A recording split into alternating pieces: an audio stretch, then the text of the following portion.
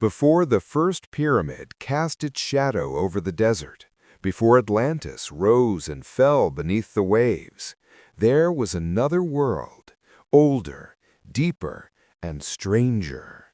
A civilization said to have walked among the gods, shaping continents and charting the stars long before the first human kingdom appeared. They called themselves the Lemurians, the forgotten race of the dawn. Some believe they were myth, others claim they were divine, but buried beneath the oceans and mountains are fragments of a truth that is far more unnerving than the legends. This is not just a story of a lost civilization. It is the tale of a forgotten epoch when humanity was not the only dominant species on Earth.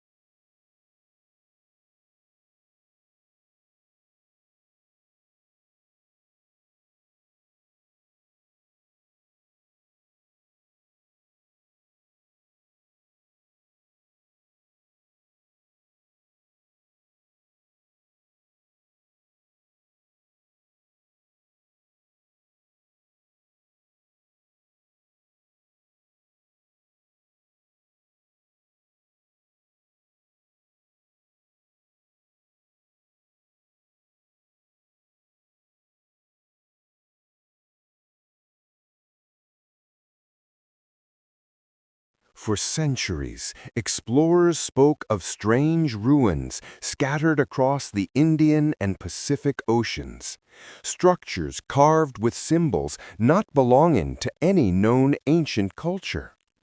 These whispers led many to a theory that an entire supercontinent once stretched between Asia and Africa, home to an advanced species who vanished without a trace. Mainstream scholars dismissed the idea, but then came the discoveries: gigantic submerged platforms near India, cyclopean stone blocks off the coast of Japan, and inscriptions older than any known human script, hinting at a civilization that predated even Atlantis.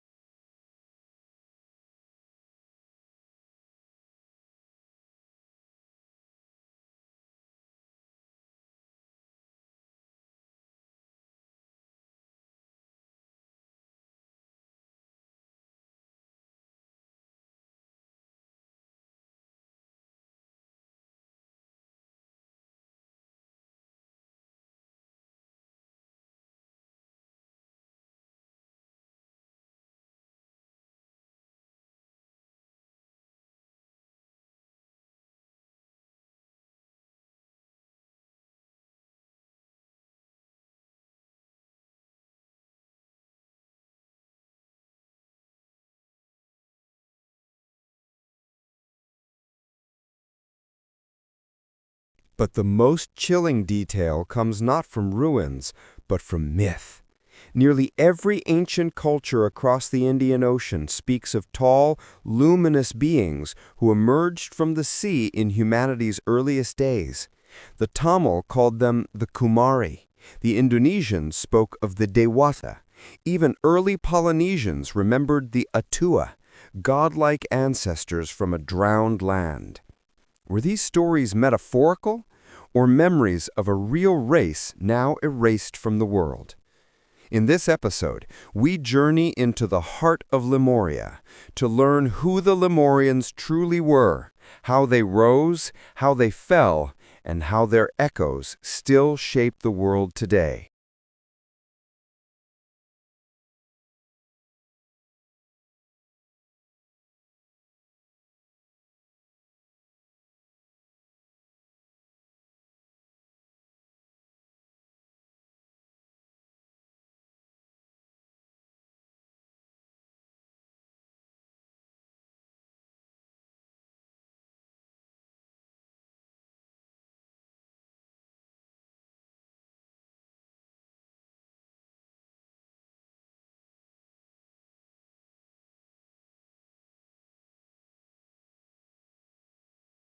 To understand Lemuria, we must first understand its world. Tens of thousands of years before recorded history, Earth was a very different planet.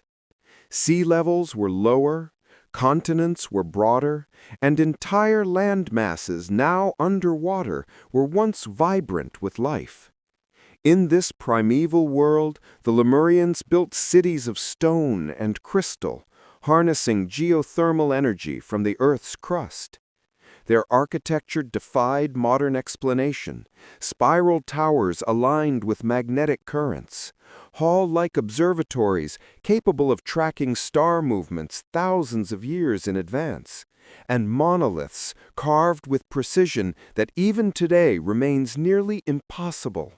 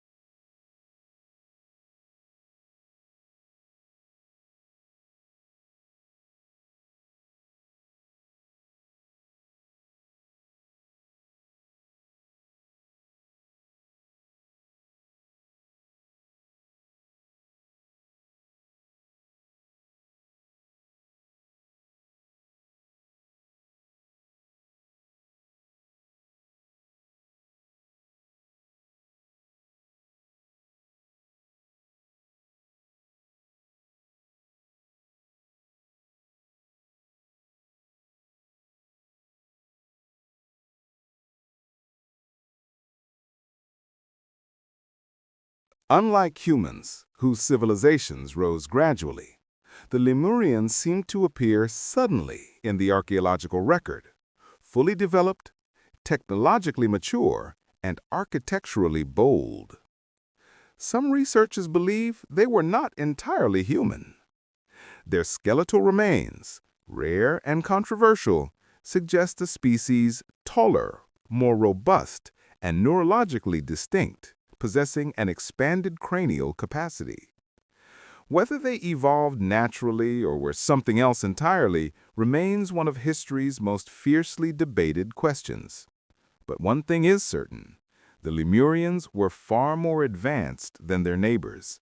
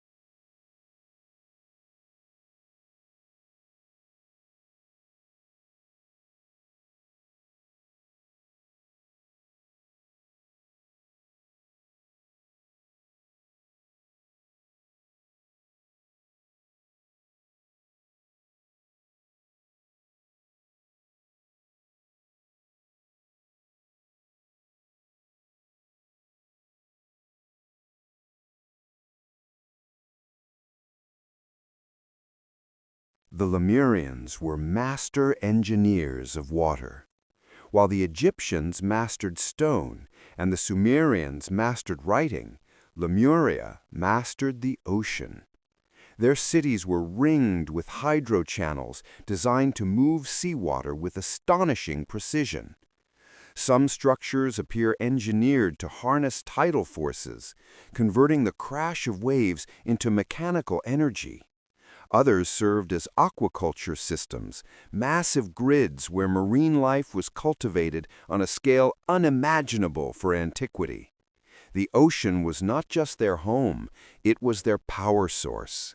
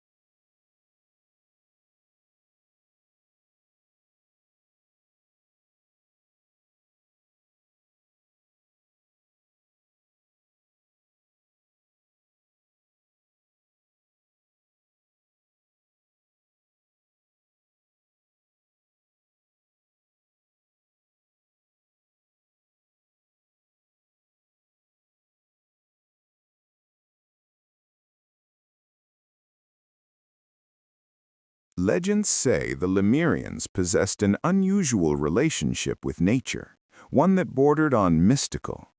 They were said to communicate with marine creatures, predict storms with uncanny accuracy, and navigate oceans without the stars. Modern science interprets these claims as advanced knowledge of bioacoustics, meteorology, and geomagnetism. But ancient texts describe something stranger: beings who could hear the ocean's memory and speak the language of waves. Whether poetic or literal, this connection to nature made Lemuria unlike any other civilization.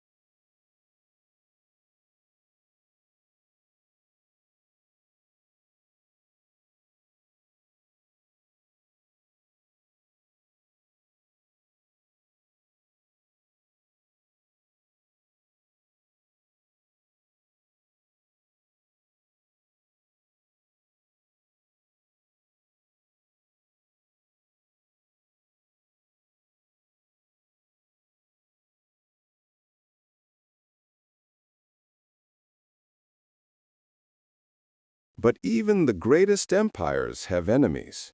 For the Lemurians, the threat did not come from Earth, but from the sky. Oral traditions across Southeast Asia speak of a burning star that appeared without warning, growing larger each night until it became a crimson sun above the ocean. Some believe this was a comet or asteroid. Others think it may have been a supervolcanic eruption reflected in the sky. Whatever it was, it triggered a chain reaction that would rewrite the planet.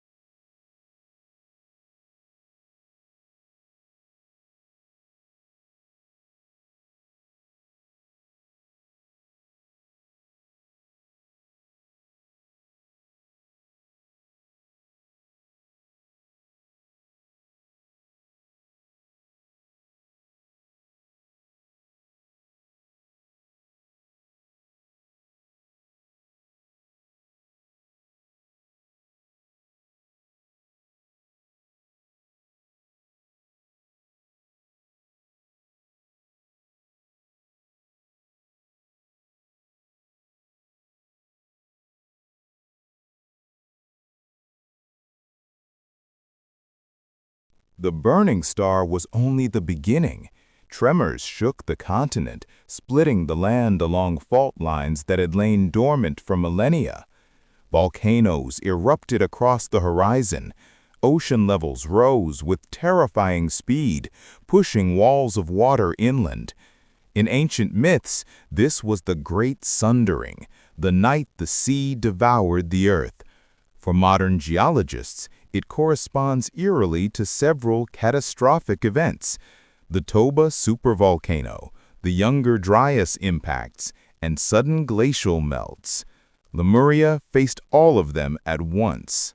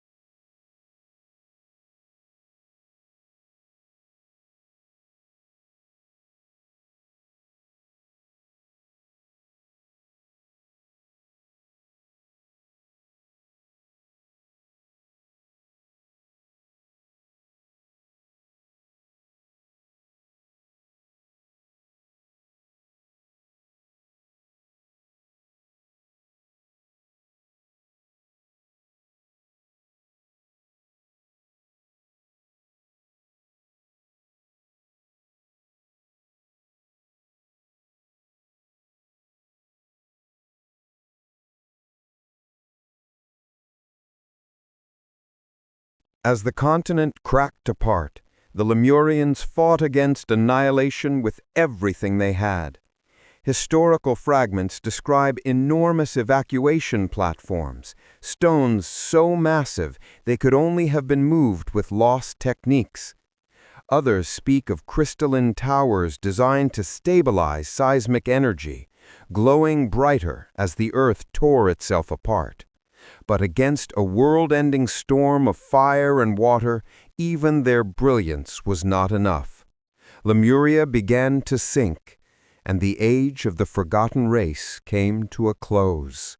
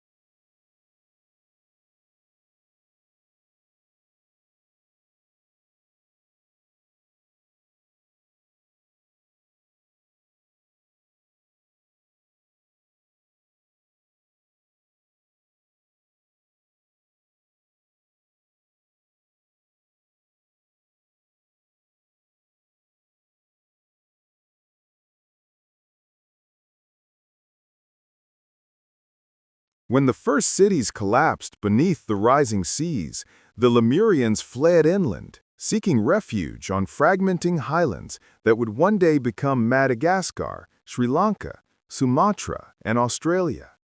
But survival came at a terrible cost. Their once unified empire shattered into isolated enclaves, each struggling against the violent storms that tore the sky apart. Inscriptions recovered from submerged ruins describe the long night, a period when ash eclipsed the sun, when crops withered, and when the ocean swallowed entire valleys in a single tide. The world was ending, piece by piece, and the Lemurians knew it.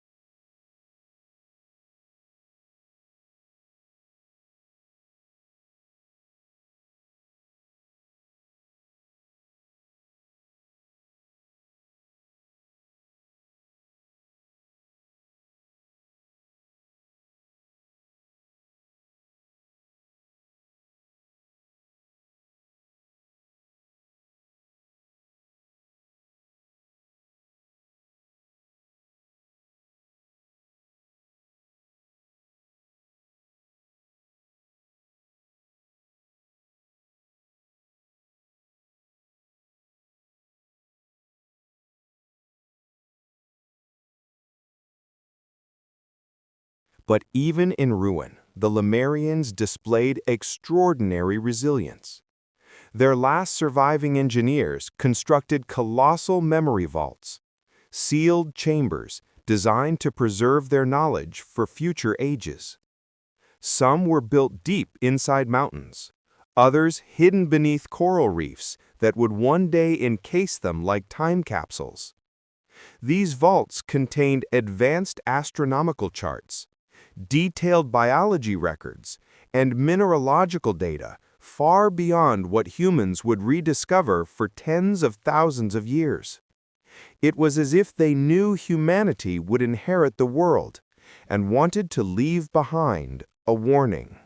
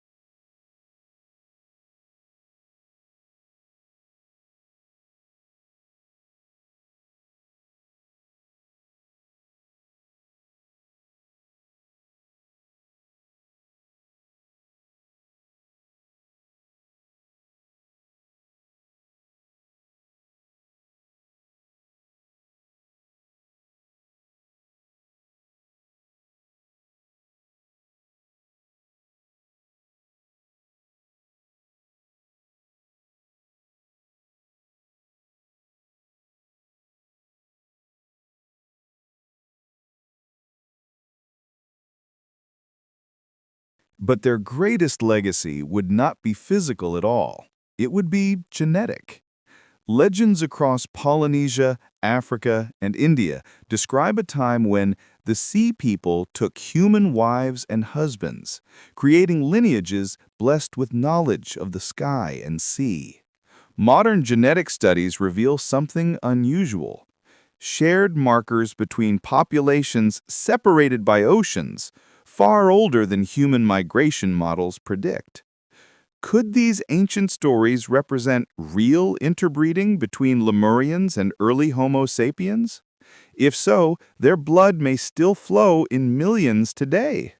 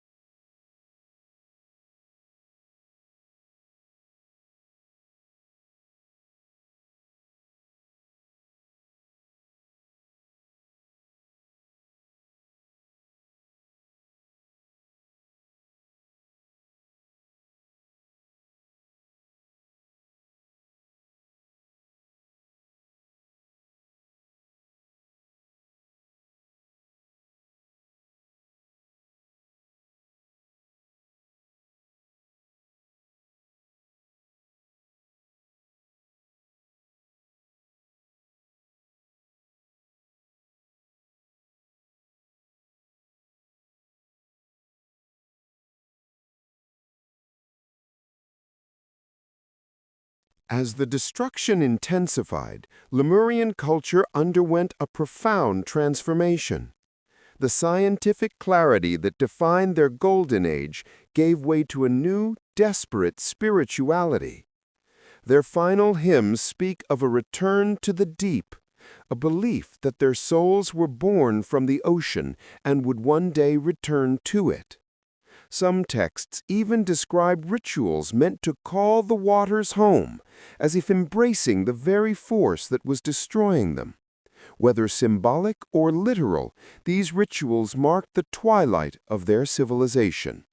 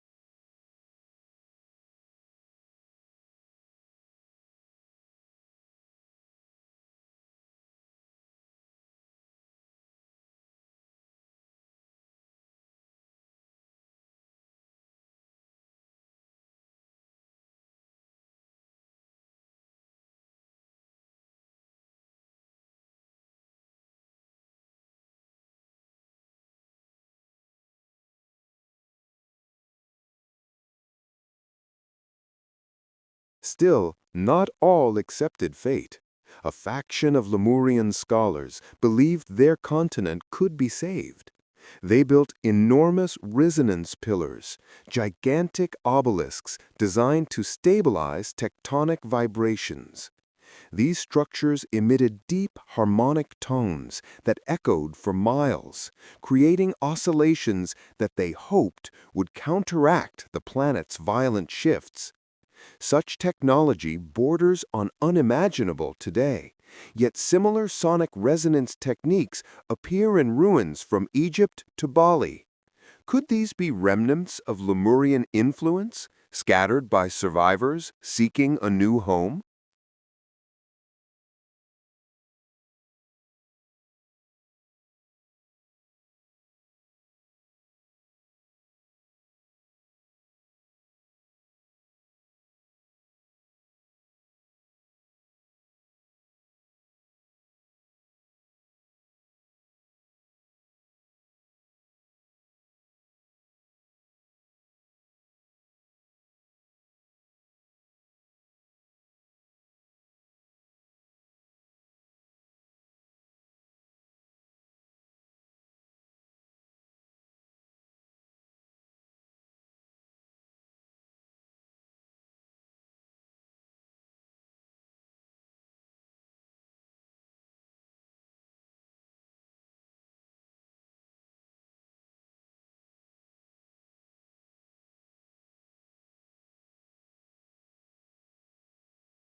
But despite their brilliance, the resonance pillars were ultimately overwhelmed.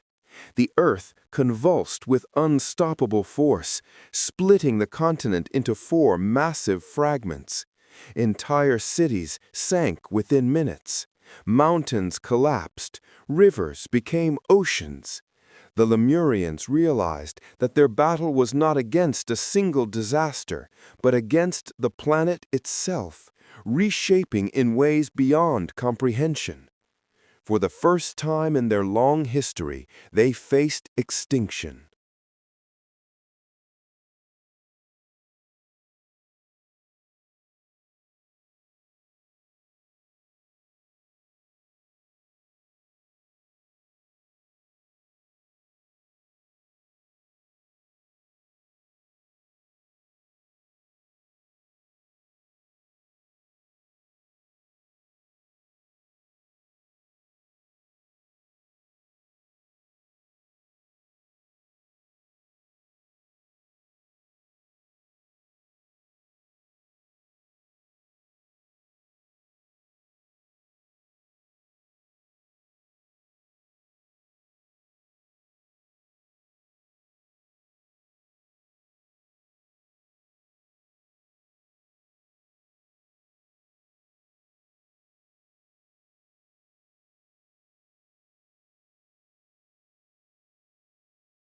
As the end drew near, the Lemurians constructed their final masterpiece, the Ark of the Deep. Not a ship, but a floating fortress built of stone-light composites and buoyant crystal structures. It was designed to ride the chaos of the ocean like a drifting city. According to myth, it carried the last counsel of Lemurian sages, along with fragments of their libraries and seed vaults meant to restore life after the chaos. Some believe the Ark later reached India or Polynesia, becoming the origin of flood myths worldwide.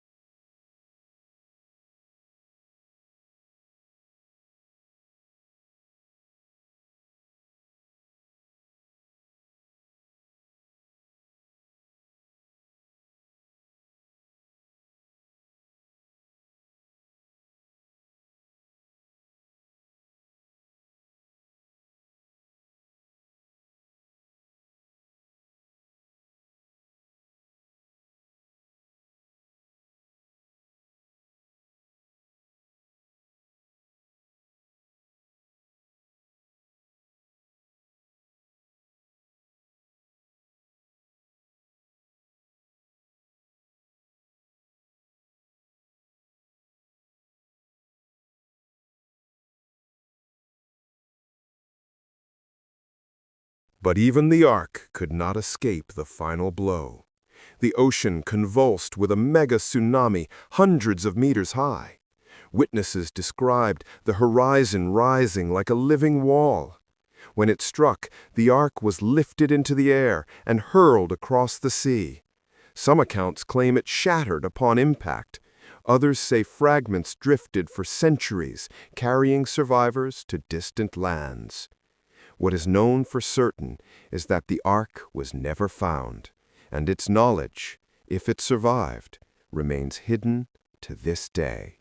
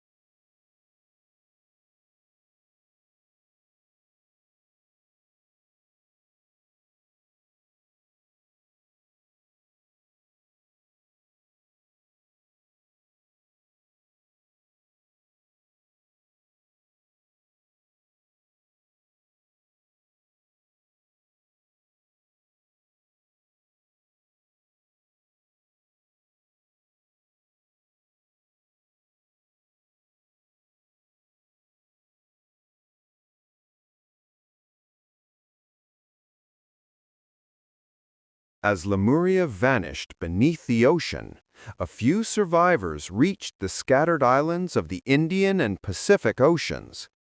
These refugees carried fragments of their culture, astronomy, navigation, agriculture, and sacred symbols, which blended with the societies they encountered. Over time, these hybrid cultures evolved into the Polynesians, the Dravidians, the early Indonesians, and even parts of Aboriginal Australia. The fingerprints of Lemuria can still be seen in star maps, myths of ocean gods, and ancient languages separated by thousands of miles.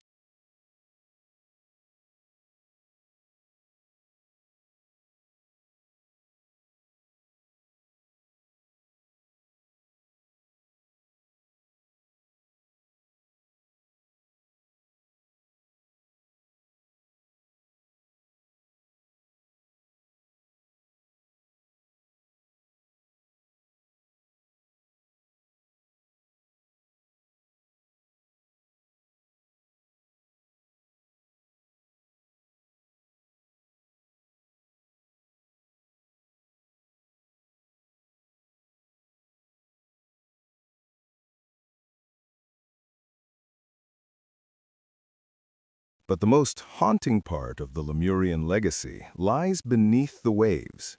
Vast ruins, too regular to be natural, dot the ocean floor from India to Easter Island. Some lie beneath silt. Others remain eerily intact, like frozen memories of a world torn apart. Divers describe a silence unlike any other, as though the ocean itself remembers what was lost. These ruins raise a staggering question. If Lemuria truly existed, what else remains hidden, waiting to be discovered? And could the secrets of a vanished world reshape our understanding of human history forever?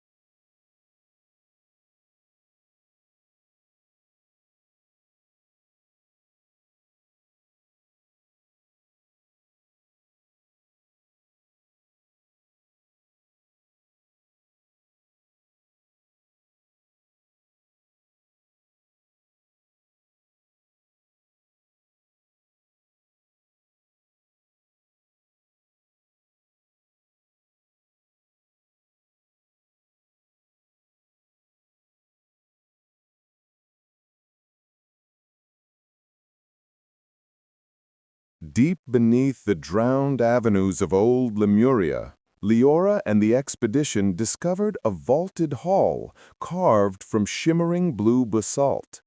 Every step they took sent waves of sound spiraling across the chamber, as if the walls themselves were whispering back. Symbols of the luminal pantheon, spirals of light, interlocking suns, and diamond-shaped runes were etched into every surface, glowing faintly as if awakening from a long sleep. When Leora placed her hand on a mural showing the fall of the Lemurian gods, an echo rose through the room, not a sound, but a memory, replaying itself as a shimmer in the air. The Lemurians fleeing burning seas, towers collapsing in white fire. The gods, once radiant, now shadows, pulling the world into ruin. It was the first proof the scholars had ever found that the legends were not metaphors, but historical record.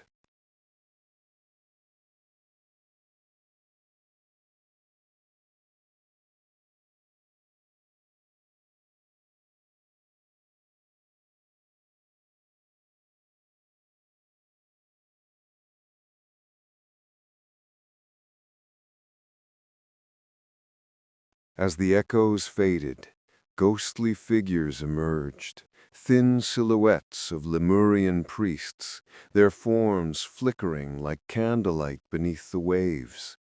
They spoke in a melodic but broken tongue, repeating a prophecy known as the Tide of Unmaking.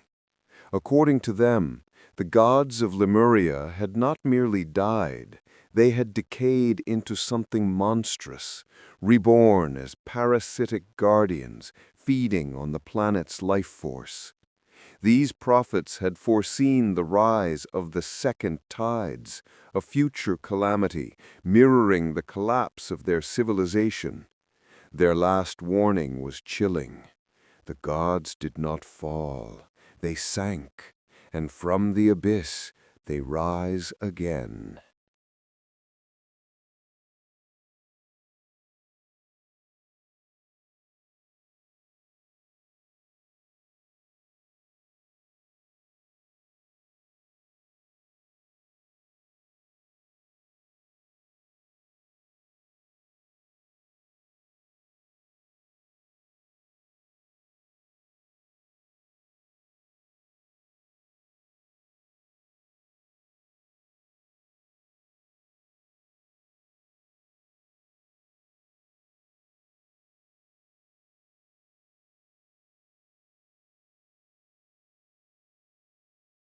The chamber connected to a colossal structure further below, a spiraling staircase descending into a cylindrical shaft that seemed to stretch endlessly downward.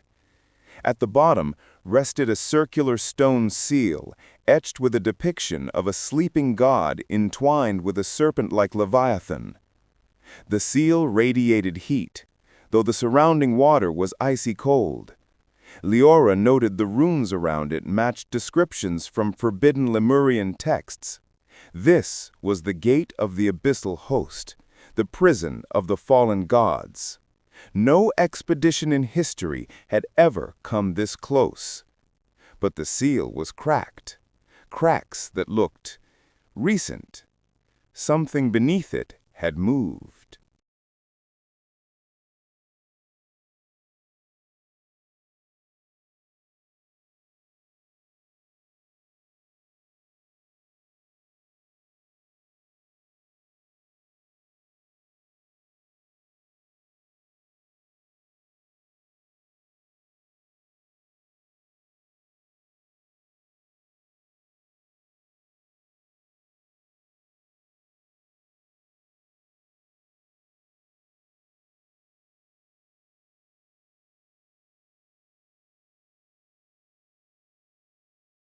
As sensors scanned the seal, a low vibration pulsed through the water, steady, rhythmic, almost like a heartbeat.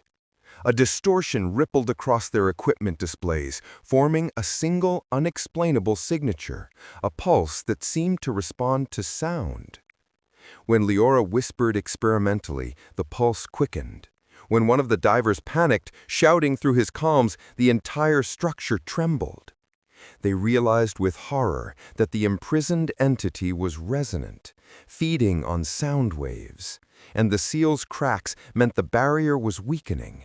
Whatever slept below was listening, waking, and hungry.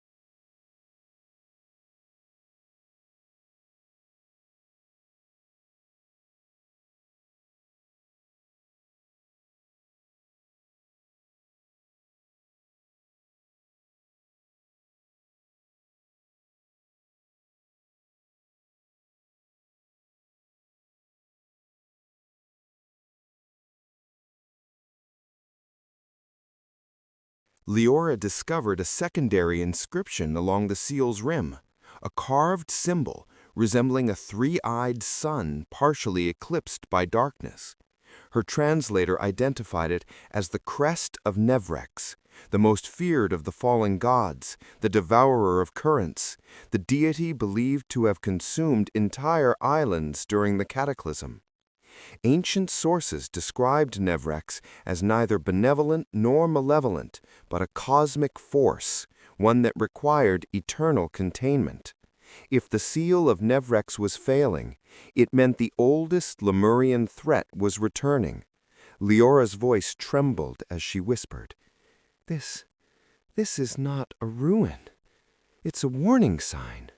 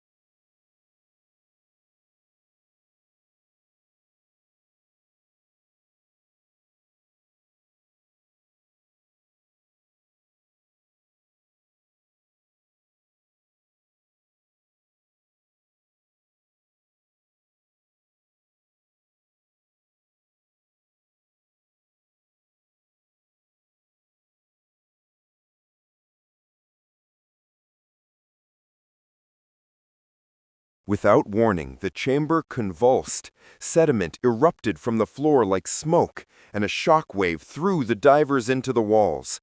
The seal split further, this time visibly, and an enormous plume of superheated water blasted upward. It was as if the ocean itself had coughed. Leora clutched a pillar to stay upright, watching in terror as molten light leaked from the cracks like magma rising under pressure. Their timer alarms blared. This was no natural quake. This was an awakening.